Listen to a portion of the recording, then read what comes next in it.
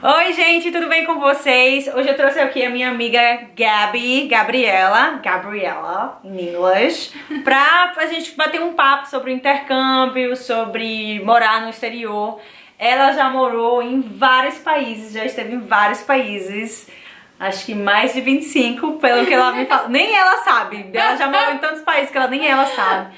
A Gabi fala vários idiomas, fala 7, talvez 8, talvez 9, quem sabe, idiomas que ela fala. Então, ela é uma especialista em idiomas, em viajar pelo mundo, em trabalhar e estudar fora. E aí eu achei super interessante trazê-la aqui no canal pra gente poder conversar e ter um bate-papo legal sobre estudar fora e trabalhar fora também, não é isso? Gabi, tu quer se introduzir pro pessoal? De onde que tu é, onde que tu tá, o que é que tu tá fazendo agora? Primeiramente, obrigada Obrigada por me ter aqui. Bom, pessoal, então, meu nome é Gabriela Daly e eu sou pesquisadora, eu sou pós-doutoranda e eu trabalho com interação entre os humanos e os símios, e grandes símios, então basicamente chimpanzés e bonobos. Então essa é o cerne da minha pesquisa. Mas para chegar lá, bacharelado, mestrado, doutorado e agora pós-doutorado, eu tive que percorrer um caminho longo, né? De estudo no exterior. E eu sempre procurei os países e os programas que me dariam maiores benefícios em termos da minha educação formal, né, das coisas que eu gostaria de aprender e que eu não via possibilidade de aprender no Brasil. Então eu morei, no total, em aproximadamente 10 países, né, e visitei outros tantos. Uma vez que eu tava na Europa era fácil de fazer viagem, né, por lá. Vamos voltar no tempo agora e pensa no teu primeiro intercâmbio. Porque eu vi que tu é formada pela Universidade do Rio de Janeiro? Sim, da UFRJ, Federal do Rio. E aí, foi Ciências Sociais? Ciências Sociais, isso, exato. Eu vi no... Olha, decorou tudo! Decorei! Pra entrevista, né, lógico.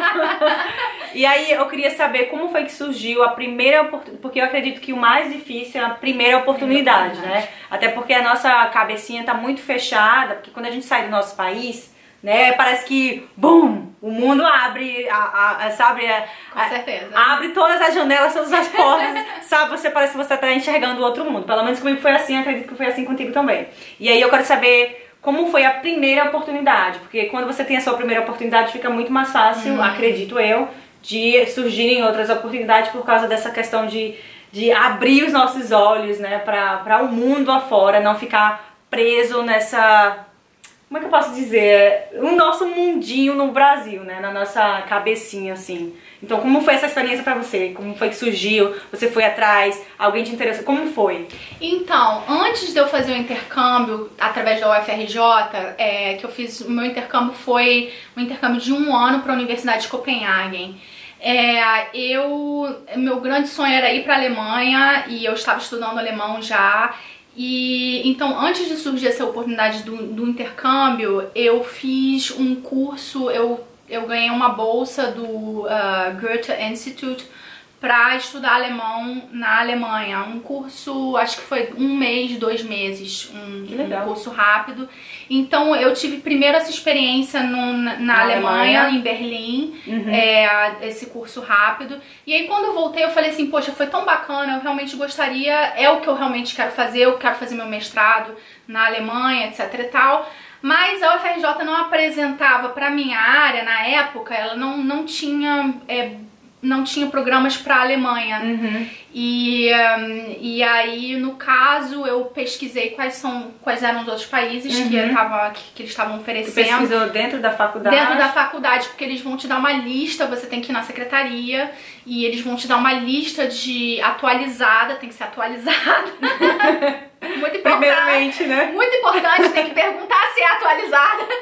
E eles vão te dar uma lista de universidades onde eles têm convênio, tá? E é muito importante para as pessoas que vão fazer intercâmbio no exterior é saber o seguinte: se eles aceitam a carga horária do exterior, porque o que acontece é que no exterior, geralmente a carga horária é a metade da carga horária de aulas do Brasil, mas eles consideram o tempo que você passa estudando em casa também parte, eles contam. Mas aí o que aconteceu comigo? Eu voltei e eu fiz uma série de cursos no exterior e só pude validar a metade. Por causa da carga horária. Então isso é uma coisa pra vocês prestarem bastante atenção. Antes de fazer o intercâmbio, né? Como foi que tu fala 6, 7 idiomas em média, né? Mais ou menos. Nem ela sabe como é que eu vou saber, né? Assim, você começou a aprender... Inglês foi a sua segunda língua ou teve uma outra língua que tu começou a aprender primeiro? Então, na verdade, inglês foi a minha segunda língua, né? Foi a segunda língua. Meu avô é americano, então eu comecei aprendendo em casa, né? Na casa dos meus avós. Mas eu ainda assim tive que ir fazer curso, porque realmente meu inglês não eu tô perguntando porque eu acredito que para fazer intercâmbio no exterior não basta somente aplicar, né? Eu acho que um dos pré-requisitos é que você tenha um inglês pelo menos intermediário. Sim. Tu teve que fazer alguma prova do TOEFL, não sei, alguma... Pra fazer um intercâmbio, tu lembra? Pra universidade não, na época, pra Universidade de Copenhagen eu não tive que fazer, mas eu sei que dependendo das universidades eles vão pedir coisas específicas. Então, além de contactar o FRJ, a sua universidade, você tem que contactar também as pessoas que lidam com o intercâmbio lá, porque eles com certeza vão te dar uma lista de todos os pré-requisitos. Cada universidade, você nunca pode... se basear no intercâmbio de alguém, porque aí possa ser que seja diferente. Pode ser que seja diferente. Os requisitos, então, né? É importante contactar tanto a secretaria da sua universidade quanto o departamento responsável na outra universidade no exterior. Então, o teu primeiro intercâmbio foi para a Alemanha, um mês. Na verdade seria como se fosse um intercâmbio. Um intercâmbio, né? Se eu estivesse no Brasil, ganhasse uma bolsa por um mês, eu consideraria um intercâmbio. Como foi que tu fez pra conseguir essa bolsa? Foi pela Universidade do Rio de Janeiro também ou não? Não, essa bolsa foi pelo Goethe, porque eu já era aluna do Goethe e... O Goethe o Goethe Institute é um curso de alemão, né? É um curso de alemão que existe em todos os países, praticamente. E aí eles tinham esse programa.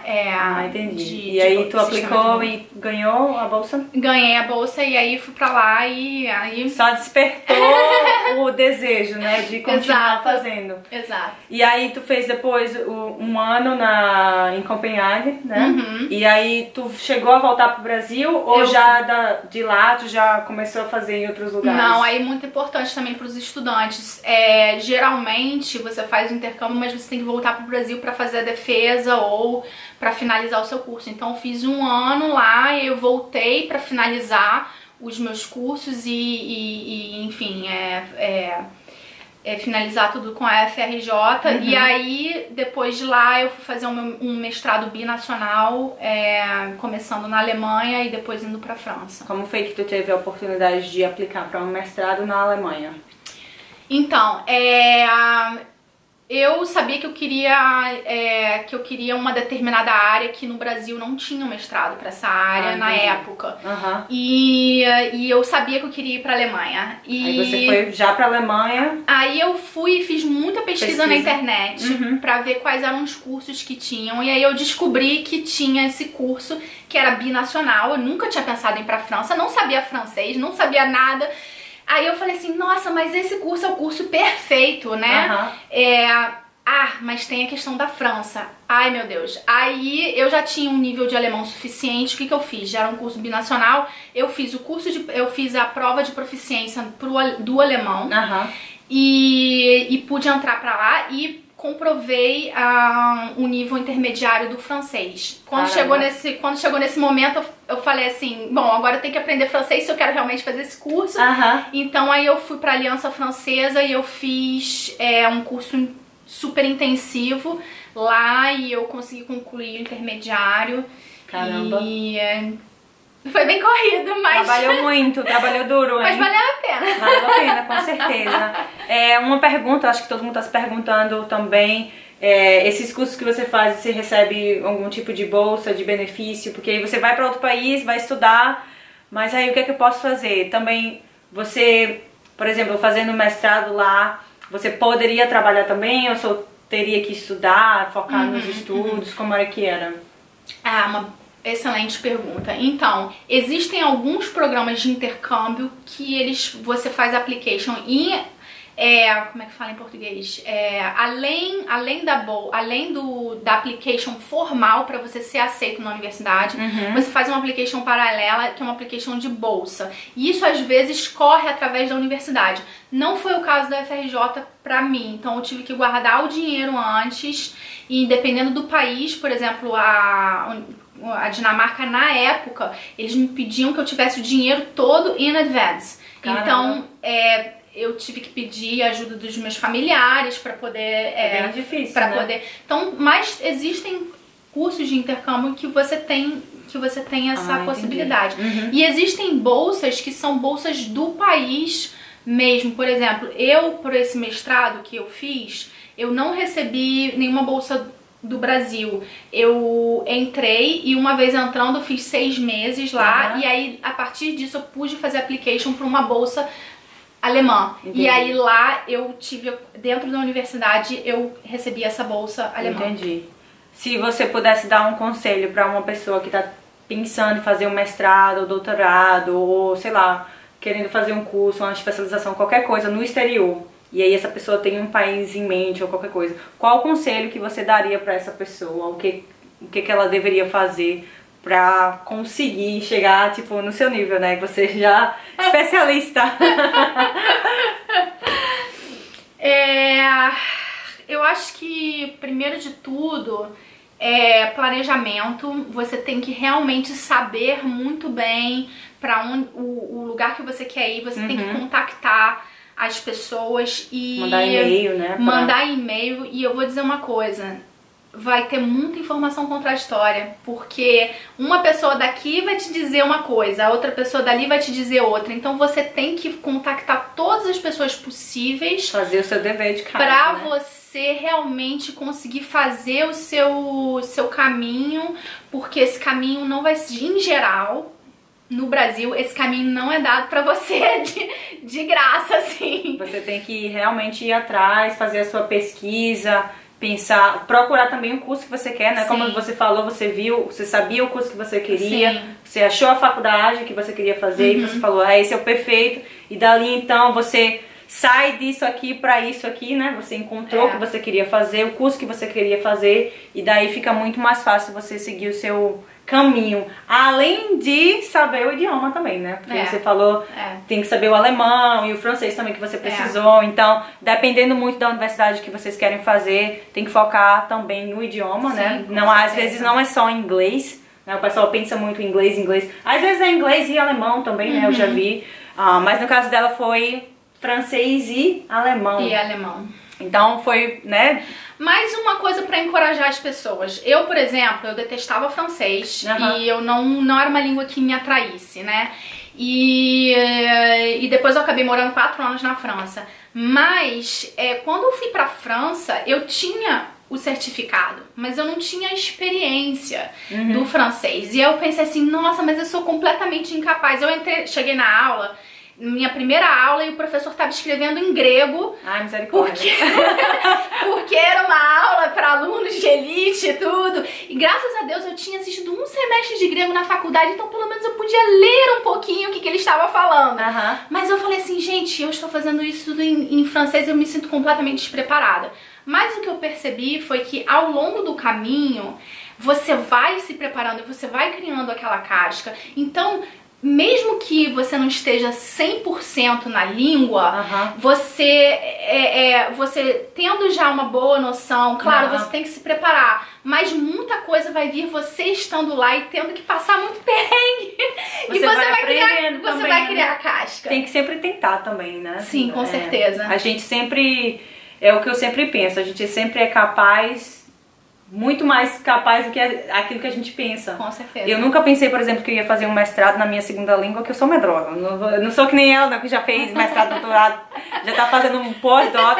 Eu nunca pensei que eu ia fazer um mestrado e muito menos na minha segunda língua, mas aí hoje, quando eu já terminei, né, eu olho pra trás e faço, caramba, hoje eu sou muito mais do que aquilo que eu pensava que eu seria. Então a gente pode sim ser muito mais do que aquilo que a gente pensa, a gente tem que acreditar no nosso potencial e sempre, lógico, estudar duro, tem que ir atrás, se organizar e fazer planejamento, como a Gabi falou. E aí a gente consegue chegar nos nossos objetivos finais, não é isso? Com certeza.